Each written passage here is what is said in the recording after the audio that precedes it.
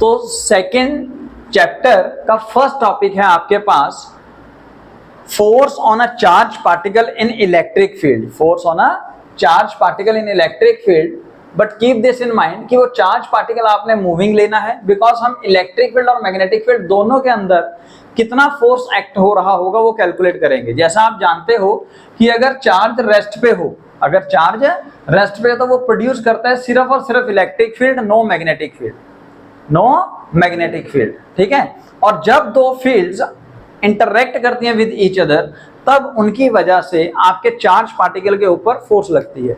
यानी कि अगर आपने रेस्ट में चार्ज लिया इलेक्ट्रिक फील्ड में, तब वो तो फोर्स एक्सपीरियंस करेगा, लेकिन अगर आप रेस्ट चार्ज पार्टिकल को लोगे मैग्नेटिक फील्ड में, तब कोई फोर्स एक्सपीरियंस नहीं करेगा। तो हमने इसलिए पहले ही चार्ज पार्टिकल मूविंग लिया है। So let discuss the first case, moving charge in electric field. तो आपने इलेक्ट्रिक फील्ड अप्लाई किया पुत्र, यानी कि आपने दो प्लेट्स ली, ठीक है, दो मेटल की प्लेट्स ली, एक को पॉजिटिव पोटेंशियल पे रखा, एक को नेगेटिव पोटेंशियल पे, जिसकी वजह से इलेक्ट्रिक फील्ड जो है वो पॉजिटिव टू नेगेटिव हो गया। अब इस रीजन में आपने इलेक्ट्रिक फील्ड अप्लाई किया, सपोज रीजन का डिस्टेंस है x, और इसके सामने एक बड़ी सी स्क्रीन लगा दी, ताकि आप जब चार्ज पार्टिकल को ट्रेवल कराओगे थ्रू दिस इलेक्ट्रिक फील्ड, तो आप देख सको कि वो चार्ज पार्टिकल सामने वाली प्लेट पे या स्क्रीन पे कहां स्ट्राइक करेगा। सपोज आप विद वेलोसिटी v किसी चार्ज पार्टिकल को inside the electric field enter कराते हो, which is perpendicular to the electric field. समझ आ गया पुत्र? अब अगर इलेक्ट्रिक फील्ड ना होती तो चार्ज पार्टिकल यहां से सीधा सीधा जाता और इस पॉइंट पे, यानी कि से पॉइंट ए पे जाके स्ट्राइक कर जाता, ठीक है पुत्र। But as you all know, this charge particle as enter inside the electric field, जो ऑलरेडी एक्सटर्नल इलेक्ट्रिक फील्ड है, तो उसकी वजह से वो चार्ज पार्टिकल एक्सपीरियंस करेगा फोर्स कितना sir, Q into E। So because of this force ये चार्ज पार्टिकल एक्सपीरियंस कर रहा है एक्सेलरेशन, और वो एक्सेलरेशन होगा in the direction of a force, जिस डायरेक्शन में फोर्स लग रही है। पॉजिटिव चार्ज पार्टिकल के ऊपर जो फोर्स लगती है वो इन the direction of electric field लगती है, तो हम कह सकते हैं कि चार्ज पार्टिकल एक्सपीरियंस कर रहा है force in the upward direction. अच्छा, तो उसके ऊपर एक्सेलरेशन की वजह से जो फोर्स लग रही है m into a, तो यानी कि जो एक्सेलरेशन प्रोड्यूस हो रही है in the charge particle, that is Q into E by m। Clear हो गया मतलब? अब let suppose with velocity v इस रीजन के अंदर चार्ज पार्टिकल टाइम लेता है t, तो अब टाइम का फॉर्मूला क्या होगा to cover this region with velocity is x upon v। अब अगर आप अलोंग वर्टिकल डिस्टेंस देखें कि कितना चार्ज पार्टिकल उस फोर्स की वजह से डेविएट हो रहा है, तो जहां पे उसको स्ट्राइक करना चाह रहा पॉइंट ए पे, वो अब स्ट्राइक कर रहा है पॉइंट बी पे। तो इनसाइड द रीजन, जैसे रीजन से वो बाहर निकलेगा तो वो कितना डेविएट हो चुका होगा अलोंग वर्टिकल कंपोनेंट, उसको देखने के लिए मैं अलोंग वर्टिकल इक्वेशन लगा रहा हूं, से s = ut + ½ at स्क्वायर वाली। सो y = uy into t + ½ ay into t square पुत्र। अब uy यानी कि initial velocity along y axis कितनी है, 0, क्योंकि आपने सिर्फ हॉरिजॉन्टल कंपोनेंट के अलोंग यानी कि perpendicular to the electric field आपने वेलोसिटी यहां पे दी है, तो वो 0 into t + ½ into ay का वैल्यू QE by m, क्योंकि यहां पे फोर्स अलोंग वर्टिकल लगी है, तो फोर्स अलोंग वर्टिकल लगी है तो एक्सेलरेशन भी अलोंग सिर्फ वर्टिकल ही होगा, तो हमने वो लिख दिया पुत्र Q into E by m into t square. अब t का वैल्यू यहां पे पुट करेंगे x by v, then you can see this value half QE into x square upon m into v square। यहाँ पे half constant, Q constant, E constant, mass constant, v भी constant है, तो यानी कि हम कह सकते हैं y is directly proportional to x square। अगर y is directly proportional to x square है, या हम इसको लिख सकते हैं y = k into x square। So this is the equation of a parabola। It means यहाँ पे जो ट्रेजेक्टरी होगी, ट्रेजेक्टरी का मतलब the path followed by a body, यहाँ पे चार्ज पार्टिकल है, चार्ज बॉडी है, during a motion is parabolic in nature, parabolic in nature। ये क्लियर हो गया पुत्र?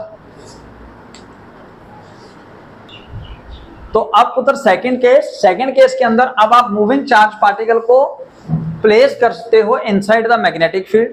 लेट्स सपोज ये मैग्नेटिक फील्ड है, इस मैग्नेटिक फील्ड के अंदर एट एन एंगल थीटा आप चार्ज पार्टिकल को विद वेलोसिटी v एंटर करवाते हो, तब आप क्या देखते हो कि एक्सपेरिमेंटली जो फोर्स एक्ट होगी on to the moving charge particle is directly proportional to the magnitude of the magnetic field, directly proportional to the velocity, directly proportional to the magnitude of positive charge and also directly proportional to the sine of angle between velocity vector and magnetic field vector. Sine of angle between velocity vector and magnetic field vector. इन सबको इकट्ठा करोगे तो magnitude आप यहां पे लिख सकते हो F is equal to QVB sin theta, QVB sin theta. अब अगर इसका वेक्टर फॉर्म लिखोगे आप, वेक्टर फॉर्म, तो वो वैल्यू आएगी F in vector form is equal to Q into V cross B। तो यानी कि अगर आपको मैग्नीट्यूड चाहिए सिर्फ तो आप यहां से निकालिए, अगर आपको वेक्टर फॉर्म में चाहिए तो आप इस तरीके से याद कीजिए, और अगर आपको डायरेक्शन और मैग्नीट्यूड दोनों चाहिए तो उसके लिए हम अलग अलग मेथड्स यूज करेंगे। आपको 3 लॉज अभी सिखाए जाएंगे। उससे पहले आप ये देख लीजिए कि force on a moving charge particle, force on a charge particle when placed inside the magnetic field zero कब कब होगा? So when F is 0। तो इसका पहला केस फॉर्मूले से ही देखिए पुत्र, अगर चार्ज जीरो हो यानी कि कोई पार्टिकल न्यूट्रल हो तब उसके ऊपर कोई फोर्स नहीं लगेगी। सेकंड फॉर्मूले के हिसाब से अगर वेलोसिटी जीरो हो यानी कि अगर चार्ज पार्टिकल रेस्ट पे हो, यही मैंने आपको पहले भी बताया कि अगर चार्ज पार्टिकल रेस्ट पे होगा तो उसके ऊपर कोई फोर्स नहीं एक्सपीरियंस होगी even in the presence of magnetic field. Third, sir अगर मैग्नीट्यूड किसका, अगर मैग्नीट्यूड मैग्नेटिक फील्ड का ही जीरो हो तब भी किसी तरह की कोई फोर्स फिर तो लगने का कोई मतलब ही नहीं है, ठीक है। फोर्थ, सर अगर साइन थीटा जीरो हो, साइन थीटा जीरो का मतलब थीटा की वैल्यू या तो 0 डिग्री हो या फिर 180 डिग्री हो। तो this is very very important case, यानी कि या तो चार्ज पार्टिकल मूविंग करे along the direction of magnetic field और in the opposite direction of magnetic field, तब उसके ऊपर कोई फोर्स नहीं लगेगी। You can see this, sin 0 0, sin 180 is also 0। तो यानी कि अगर ये 4 केसेस हुए तो फोर्स जो है वो नेट फोर्स कितनी हो जाएगी? 0। तो एक जनरल केस हो गया। और यहां पे अगर आप ध्यान दें तो F is equal to Q into V cross B, यानी कि ये जो F की वैल्यू आएगी पुत्र, वो फोर्स यानी कि मैग्नेटिक फोर्स जो है वो परपेंडिकुलर होगा। याद कीजिए A क्रॉस B से आप निकालते थे AB sin theta n cap, वो एक वेक्टर होता था से वेक्टर C, और वो वेक्टर C वेक्टर A और वेक्टर B दोनों के परपेंडिकुलर होता था। ये इंपॉर्टेंट पॉइंट्स हैं, प्लीज ध्यान रखें। So this force it means is perpendicular to the velocity as well as perpendicular to the magnetic field. ये पॉइंट क्लियर हुआ पुत्र? यानी कि अगर एक प्लेन में मैग्नेटिक फील्ड और वेलोसिटी है तो इसके बाहर या इसके अंदर वाली डायरेक्शन में हमारी फोर्स लग रही होगी। तो उसकी डायरेक्शन फाइंड करने के लिए we have some rules, let's discuss that.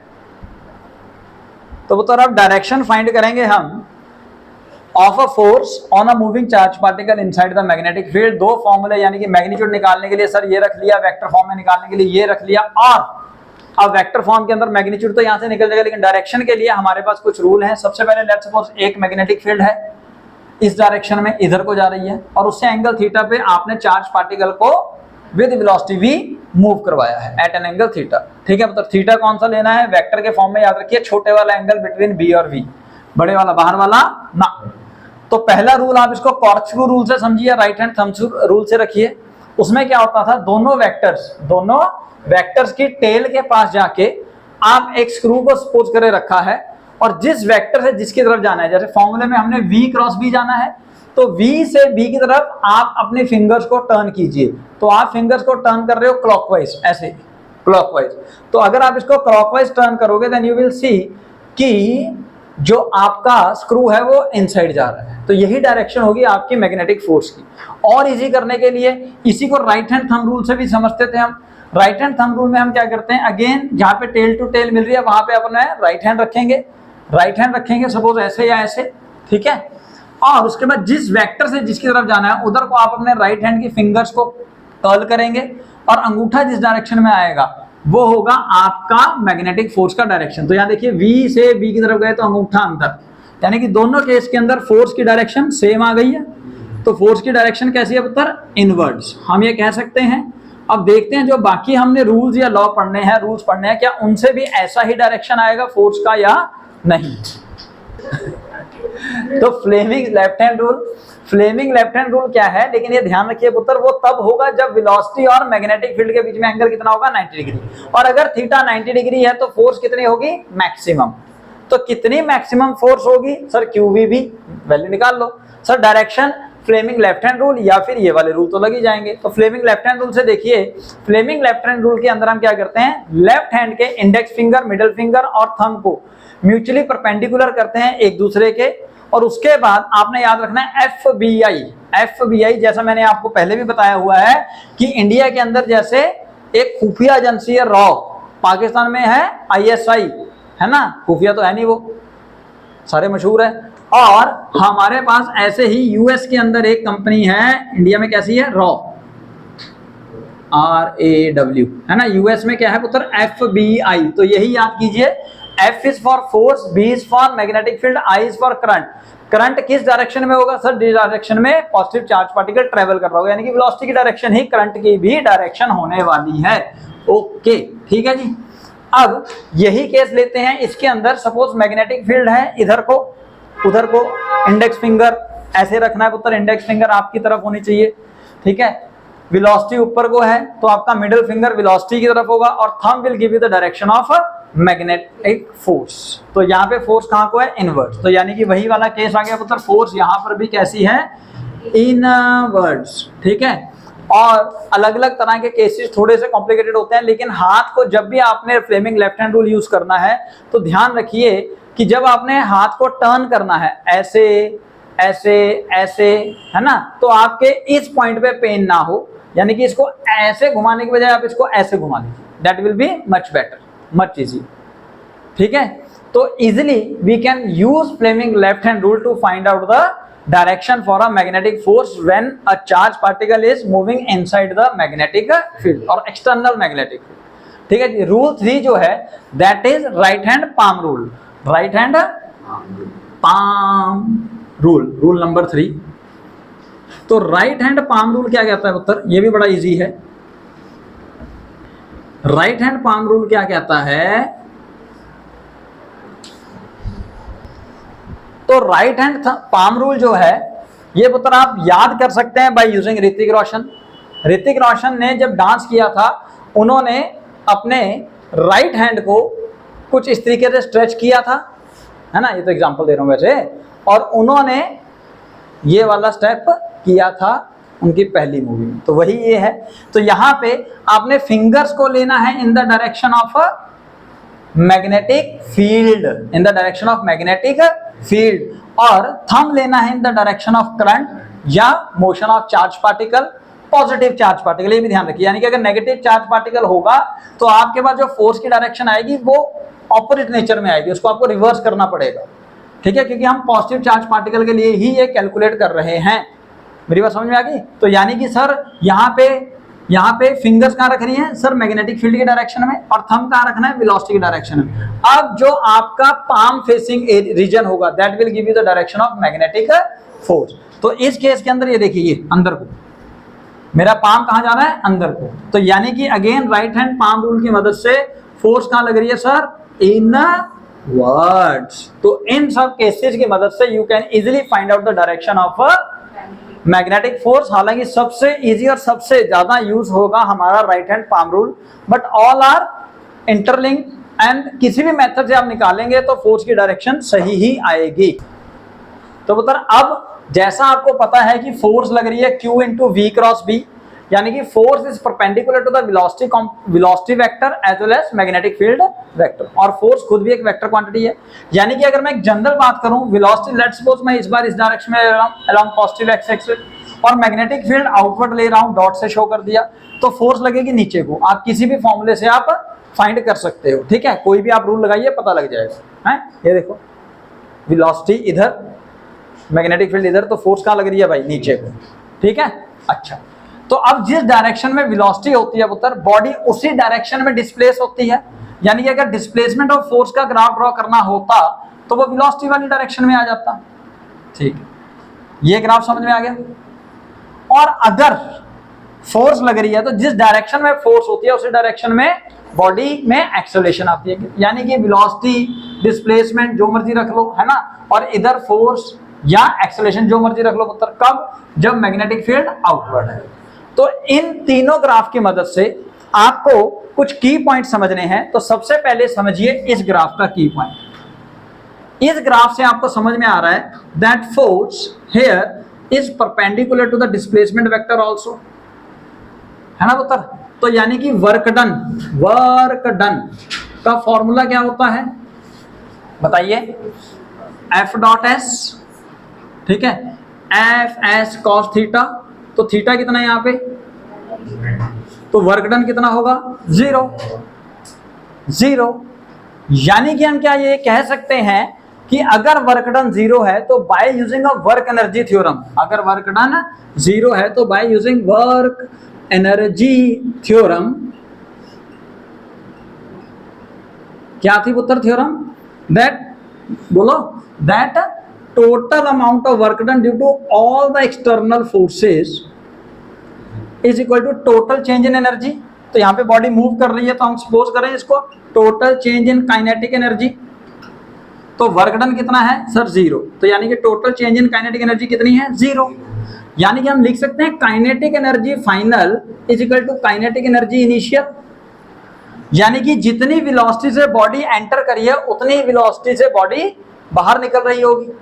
यानी कि वेलोसिटी जो है वो कैसी है पुत्र? कांस्टेंट है, वेलोसिटी कांस्टेंट है। लेकिन सर बॉडी में एक्सेलरेशन तो है, बॉडी में एक्सेलरेशन तो है। तो यहाँ पे एक्चुअली वेलोसिटी कांस्टेंट नहीं है, यहाँ पे स्पीड कांस्टेंट है। यानी कि मैग्नीट्यूड ऑफ वेलोसिटी कांस्टेंट है, स्पीड कांस्टेंट है। हाफ एम वी स्क्वायर के हिसाब से वेलोसिटी जो है वो चेंज हो रही है कब? जब डायरेक्शन भी चेंज हो रही होती है। ऐसा कोई और भी केस होते हैं ना सर्कुलर मोशन वाले, सर्कुलर मोशन वाले। तो ये बहुत इंपॉर्टेंट कंसेप्ट है जो कि साइक्लोट्रॉन बनाने में हमने यूज किया हुआ है कि वेलोसिटी का magnitude will remain same but the direction keep on changing. When work done due to all the forces is equal to 0 at that time change in kinetic energy is equal to 0। तो second की point, तो मतलब second की point यहाँ पे इस graph से निकलता है कि एक्सेलरेशन जो है that is directly proportional to the velocity, directly proportional to the current, direction of current, and also directly कह रहा हूं perpendicular to the velocity component as well as perpendicular to the current as well as acceleration in a moving charge particle inside the magnetic field is also perpendicular to the magnetic field। इसके case पे कुछ important numericals हैं, we will discuss later on।